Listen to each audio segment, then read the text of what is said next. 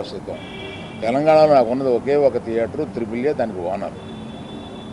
కనుక నా దగ్గర ఒక్క థియేటర్ కూడా లీజులో లేదు. ఆంధ్రాలో కూడా అన్నీ వదిలేసుకుంటా వచ్చేసి నా దగ్గర మొత్తం 1500 థియేటర్లు ఆంధ్రాలో ఉంటే, అదే మొత్తం తెలుగు రాష్ట్రాల్లో ఉంటే నా దగ్గర 15 లోపు ఉన్నాయి. అన్నీ వదిలేసుకుంటారాగా అవి కూడా మా స్టాఫ్ తోటి లీజులు అయిపోయిన తర్వాత ఎప్పుడు లీజులు రెన్యూ చేయకండి వీటిని అని చెప్పాను. కనుక నా దగ్గర ఆ థియేటర్లు లేవు. ఎందువల్ల నన్ను అంటే పాత అలవాటు కొద్దీ అందరూ నన్ను ఆ నలుగురులో అది ఏదో ఫోటోలు వేయడానికి మాది బాగుంటాయి కనుక అందరు పెద్దల ఫోటోలు వేస్తా విమర్శకు బాగుంటుంది కనుక కొంచెం అలా విమర్శిస్తున్నారు. నేను దయచేసి మీడియా మిత్రులను అడిగేది ఏంటంటే, ఆ నలుగురు అని వేసేటప్పుడు నన్ను కలపకండి. నేను లేను, ఆ వ్యాపారంలో లేను. నేను అన్నీ వదిలేశాను. 1500 థియేటర్లకి 15 మాత్రమే, 15 లోపే నా దగ్గర ఉన్నాయి. అవి కూడా త్వరలో నా దగ్గర ఉండవు, వద్దని చెప్పాను. అది ప్రథమంగా మీకు అందరికీ చెప్పడం కోసం ఈ మీటింగ్ పెట్టాను. అది కాకుండా నా వృత్తి గత 50 ఏళ్ళుగా సినిమాలు తీయడం. నేను ఆ వృత్తిని నమ్ముకుని ఉన్నాను. ఇది మధ్యలో ఉన్న చిన్న అవకాశం లాంటిది ఏదో వచ్చింది, ఇది నాకు సరిపోదు అని అనుకుని నేను బయటకు వచ్చేసాను. 1వ తారీఖు నుంచి మేము థియేటర్లు మూసేస్తాం అన్న దీని మీద ఆంధ్రప్రదేశ్ మన సినిమాటోగ్రఫీ మినిస్టర్ గారు రియాక్ట్ అయిన విధం చాలా సమంజసమైందని నేను ఫీల్ అవుతున్నాను. ఎందువల్లంటే నాకు కూడా మీరు ఆన్ రికార్డ్ చెప్తున్నాను, ఈ థియేటర్లకు సంబంధించిన ఏ మీటింగ్లోనూ నేను వెళ్ళలేదు. నేను కావాలని వెళ్ళలేదు, నాకు ఇష్టం లేదు. ఈ థియేటర్కి సంబంధించి 3 మీటింగులు జరిగినాయి. 3 మీటింగ్లకి నేను వెళ్ళలేదు. వెళ్ళకపోగా మా గీతా ఫిల్మ్ డిస్ట్రిబ్యూటర్స్ని కానీ అదర్ అసోసియేటెడ్ ప్రొడ్యూసర్స్ కానీ ఎవరిని వెళ్ళొద్దు అని చెప్పాను. కారణం ఏంటంటే, థియేటర్స్ నిజంగానే స్టాండ్ అలోన్ థియేటర్స్కి చాలా కష్టాలు ఉన్నాయి. ఆ కష్టాలు ఉన్నప్పుడు అవి వచ్చి డిస్కస్ చేసుకుని ఇండస్ట్రీ పెద్దలతో ఛాంబర్ అని ఒకటి ఉంది, గిల్డ్ అని ఉంది, వీటిని అప్రోచ్ అయ్యి అందులో డిస్కస్ చేసుకుని సమస్యలు సామరస్యంగా కుదరకపోతే అప్పుడు ప్రభుత్వానికి వెళ్ళి ప్రభుత్వం చెప్పుకున్నాం. ఎక్కడో ఏదో కుదరక అన్నీ ఫెయిల్ అయినప్పుడు, అయితే అన్నీ ఫెయిల్ అయినాయి కనుక మేము మూసుకుంటున్నాము, 1వ తారీఖు నుంచి మేము మూసేస్తాము అని అంటున్నారు. మూసేయడానికి ఏకపక్షంగా మీరు తీసుకునే ఈ నిర్ణయానికి నేను వెళ్ళి అక్కడ కూర్చుని మాట్లాడను అని నాకు చిరాకు కలిగి నేను వెళ్ళా. ఇది మీరు ఏమన్నా ఆ సమస్యని డిస్కస్ చేసిన తర్వాత ఒక సామరస్యమైన ఒక కంక్లూషన్ రాకపోతే చేయాల్సింది మేము మూసేస్తున్నాము. ఏమంటే పవన్ కళ్యాణ్ సినిమా రిలీజ్గా రాబోతుండగా మేము సినిమాలు మూస్తాము అనేది దుస్సాహసం చేయకూడదు. ఆ దుస్సాహసానికి మీరు ముందడుగు వేయకూడదు. అది పెద్దలు కానివ్వండి, చిన్నలు కానివ్వండి చెప్తున్నాను.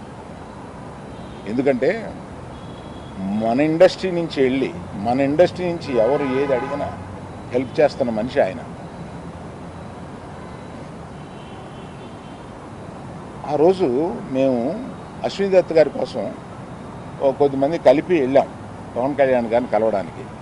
అశ్విని దత్ గారి సినిమా వస్తుంది, దానికి కాస్త రేట్స్ ఇప్పించండి అని చెప్పి అడగడానికి. అప్పుడు ఆయన హింట్ చేశారు, చంద్రబాబు నాయుడు గారిని కలిశారా, మీరు ఛాంబర్ తరపున వచ్చి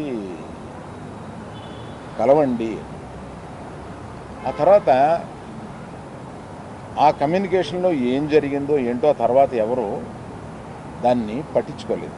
నేను ఒకళ్ళిద్దరితోటి ప్రస్తావిస్తే, చంద్రబాబు నాయుడు గారు మాకు తెలిసిన ఆయనే కదా, పవన్ కళ్యాణ్ గారు మాకు తెలిసిన ఆయనే కదా, మేము వెళ్ళి పని చేయించుకుంటున్నాం అన్నారే తప్ప ఛాంబర్ వారు కానీ ఏ సంస్థ కానీ వెళ్ళి అఫీషియల్గా మనం అందరం వెళ్ళి కలిసి కష్టం వచ్చినప్పుడు కలవడం వేరే.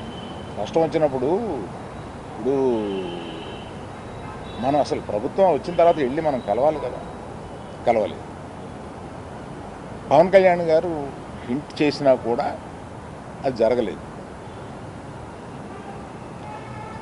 నిన్న ఎవరో మాట్లాడుతూ మాది ప్రైవేట్ వ్యాపారం, ప్రభుత్వానికి సంబంధం ఏముంది, ప్రభుత్వానికి సంబంధం లేదు, నేను కరెక్ట్గా చెప్పలేనది, ఆ అర్థం వచ్చేటట్టు మాట్లాడారు. ఏమండి, ప్రభుత్వానికే సంబంధం లేకపోతే 2 సంవత్సరాల క్రితం పెద్ద వాళ్ళందరూ ఇక్కడి నుంచి కదిలెళ్ళి గత చీఫ్ మినిస్టర్ ఎందుకు కలిశారండి? ప్రభుత్వానికి సంబంధం లేకపోతే. ఏ వ్యాపారం అయినా సవ్యంగా చేసుకోవాలంటే ప్రభుత్వంతో సహకారం లేకుండా అది జరగదు. అటువంటిది ప్రభుత్వంతో సంబంధం ఉంది, మాది ప్రైవేట్ వ్యాపారం, ఇది సరికాదు.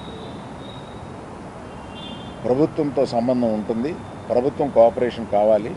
ఒకటే ఎగ్జాంపుల్, వాళ్ళ కోఆపరేషనే అక్కర్లేకపోతే మనలో పెద్ద వాళ్ళందరూ వెళ్ళి ఎందుకు కలిశారు, గత చీఫ్ మినిస్టర్ని ఎందుకు కలిశారు?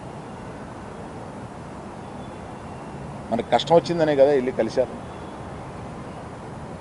కష్టం వస్తే కానీ వెళ్ళి కలవమా? ఒక ఫార్మాలిటీ లేదా? అందువల్ల మినిస్ట్రీ నుంచి వచ్చింది నేను చదివాను, అది చాలా సమర్థనీయంగా ఉంది, ప్రశ్నలు కరెక్ట్గా ఉన్నాయి. నిజంగానే సమస్యలు ఉన్నాయండి. స్టాండ్ అలోన్ థియేటర్స్కి సమస్యలు 100% ఉన్నాయి. ఇవాళ వాళ్ళ మనుగడ కూడా కొంత కష్టం అవుతుంది. ఆ మనుగడ కష్టమైనప్పుడు వాళ్ళందరూ ఏకమై వచ్చి ఏం చేయాలా అని ఒక నిర్దిష్టమైన దీంతో కాకుండా ఇట్లాగా మేము మూసుకుంటున్నాము థియేటర్లో, ఇప్పుడు మీరు మాతో సంభాషణకి రండి, అది నాకు నచ్చక నేను వెళ్ళలేదు, అందరికీ వెళ్ళొద్దు అని చెప్పాను. మీరు దయచేసి, నేను మీకు కొన్ని ప్రశ్నలు ఉంటాయి, మీరు ప్రశ్నలు అడగవచ్చు. కేవలం మనం ఈ సమస్య వాళ్ళ మాట్లాడుకున్న దానికి పరిమితం చేయకపోతే జనరల్గా ఏమవుతుందంటే మీరు ఏదో అడుగుతారు, నేను ఏదో చెప్తాను, అది హెడ్డింగ్లోకి వెళ్ళిపోతుంది. అలా కాకుండా ఇవాళ హెడ్డింగ్ 1500 థియేటర్లు ఉంటే నా దగ్గర 15 మాత్రమే ఉన్నాయి, ఆ నలుగురిలో నేను లేను. గతంలో ఎందుకు కట్టించలేదు సార్? గతంలో ఎందుకు కట్టించలేదు? ఆ నలుగురిలో నేను లేనని చెప్పడానికి ప్రశ్నలకు వచ్చామా? నాది అయిపోయింది, ఆపేశారా? కాదు, మీరు ఆపేశారా?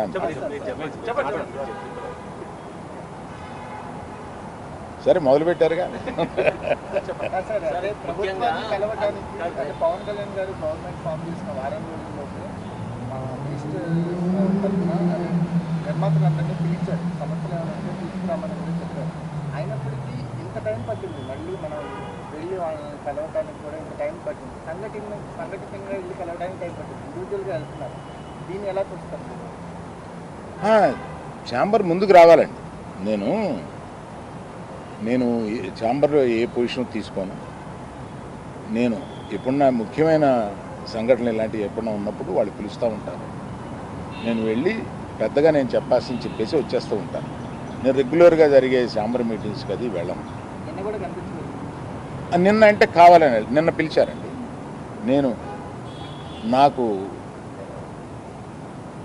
మేము మూసేస్తాం, మీరు రండి మాట్లాడతాం, అది నచ్చలేదు కనుక నేను వెళ్ళలేదు. సీనియర్ ప్రొడ్యూసర్ గారు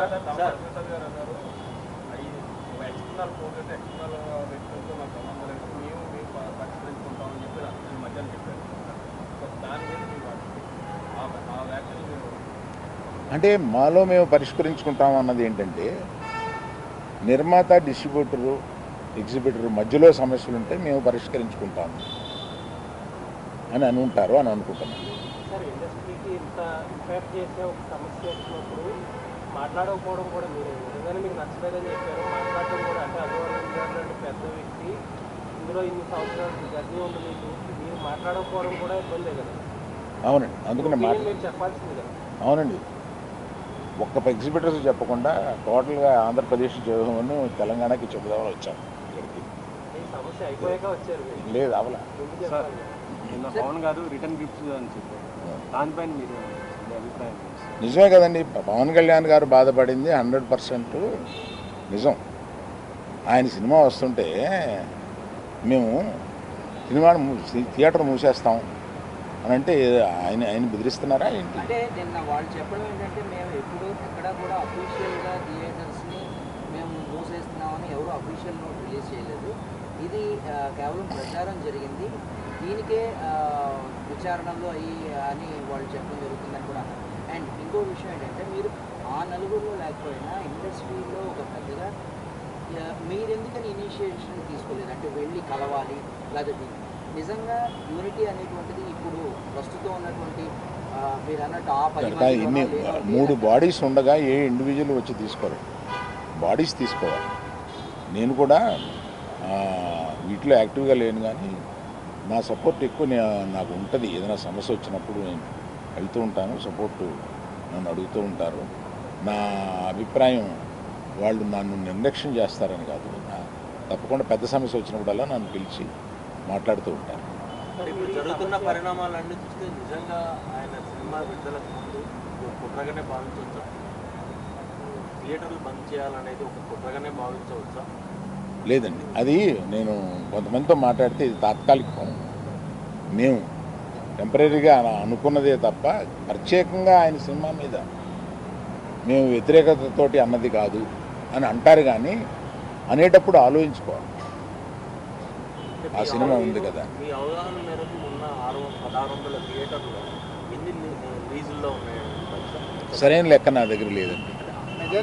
మెజారిటీ లేదు, మెజారిటీ లేవండి. మెజారిటీ ఇండివిజువల్స్ దగ్గరే ఉన్నాయి. ఇది చాలామంది అనుకుంటారు అవును సార్, ఇందులో ఈ 1500లో ఒక కనీసం 500, 600, 700, 800 వీళ్ళ దగ్గర ఉన్నాయేమో అని. అలా లేవండి. చాలామంది ఇండిపెండెంట్ దగ్గర. తెలంగాణలో అయితే అలాగే తెలంగాణలో మల్టీప్లెక్స్లు ఉన్నాయండి. మల్టీప్లెక్స్లు అన్నీ కలిపి ఓ 3 కంపెనీల దగ్గర 4 కంపెనీల దగ్గర ఉంటాయి. మిగతా ఇండిపెండెంట్ థియేటర్లు కొంతమంది గ్రూప్స్ దగ్గర ఉన్నాయి. అది కాకుండా ఇండిపెండెంట్గా థియేటర్స్ బోల్డ్ ఉన్నాయి. అంటే సింగిల్ స్క్రీన్స్ మీద గుత్తాధిపత్యం అయితే లేదంట. గుత్తాధిపత్యం లేదు అనేది కాదండి. మీరు దయచేసి తిప్పి అడగండి. నేనేం చెప్తున్నానంటే దాన్ని గుత్తాధిపత్యం అంటారో ఒకళ్ళకే. ఇప్పుడు ఏషియన్ ఉందండి for example, number of screens ఉన్నాయి. దే పార్ట్నర్షిప్, ఓనర్షిప్, లీజ్, వీటిల్లో నంబర్ ఆఫ్ మల్టీప్లెక్సెస్ ఉన్నాయి. దాన్ని ఏమంటాం?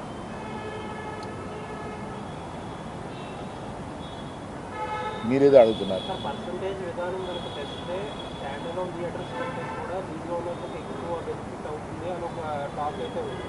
మీరు దానితో ఏకీభవిస్తారు? నేను ఏకీభవించట్లేదు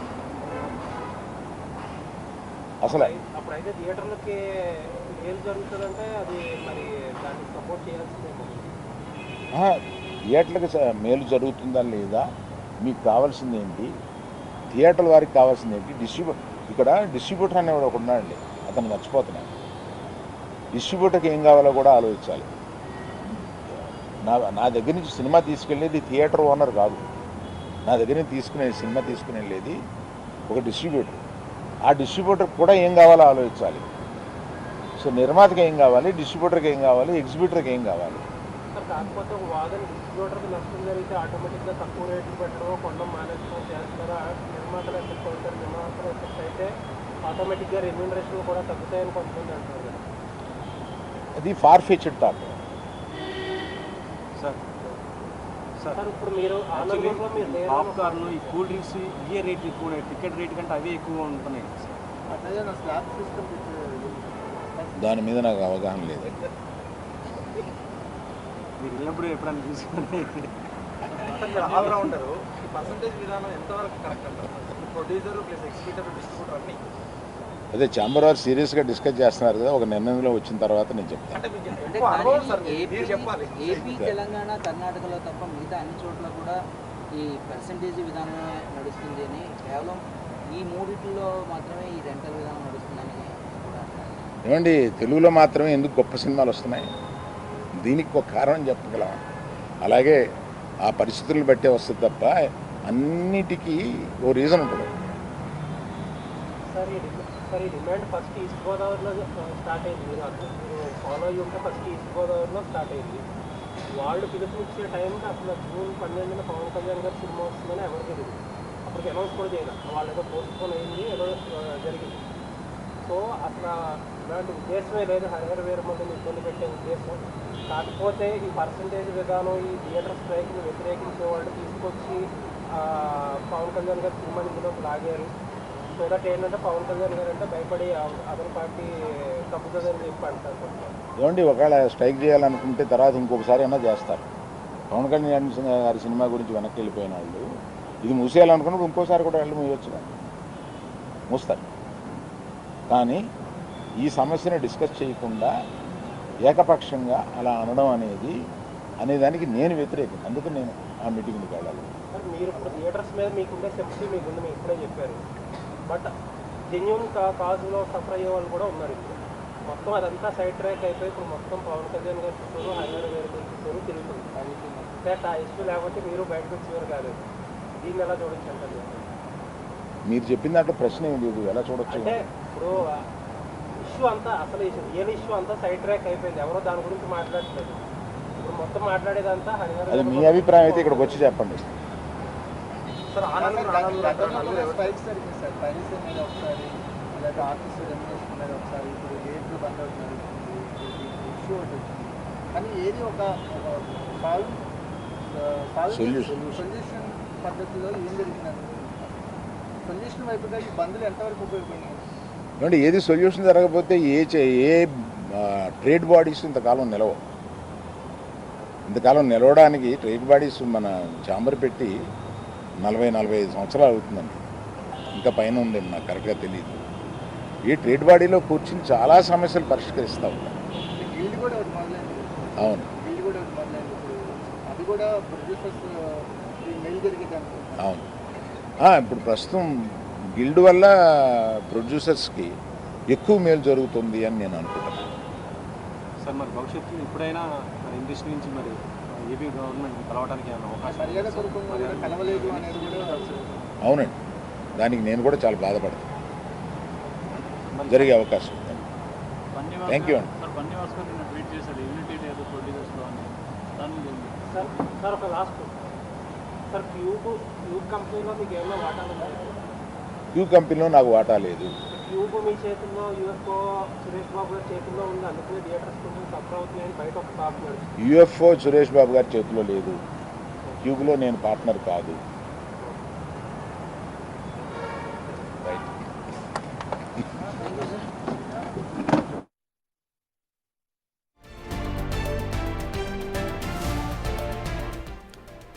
సినీ నిర్మాత అల్లు అరవింద్ థియేటర్ల సమస్య గురించి ఆయన మీడియాతో మాట్లాడారు. ఆ నలుగురిలో నేను లేను, మీడియాలో విమర్శించే ముందు ఆ నలుగురిలో నన్ను యాడ్ చేయొద్దు అంటూ కూడా అల్లు అరవింద్ మాట్లాడారు. అలాగే ఆయన దగ్గర కేవలం 15 థియేటర్లు మాత్రమే ఉన్నాయని, తెలంగాణలో ఒక్క థియేటర్ కూడా లేదు అంటూ కూడా ఆయన వివరణ ఇచ్చే ప్రయత్నం చేశారు. అలాగే పవన్ కళ్యాణ్ వ్యాఖ్యల్ని ఆయన పూర్తిగా సమర్థిస్తూ మాట్లాడారు. సినిమా అనేది ప్రైవేటు వ్యాపారం, సో దీనికి ప్రభుత్వానికి ఏది సంబంధం లేదు అనడం సమంజనీయం కాదు. కాబట్టి ఒకవేళ అదే నిజం అనుకుంటే గత సీఎంలు ఎందుకు కలిసినట్టు అంటూ కూడా ఛాంబర్ మెంబర్స్ను ప్రశ్నించారు అల్లు అరవింద్.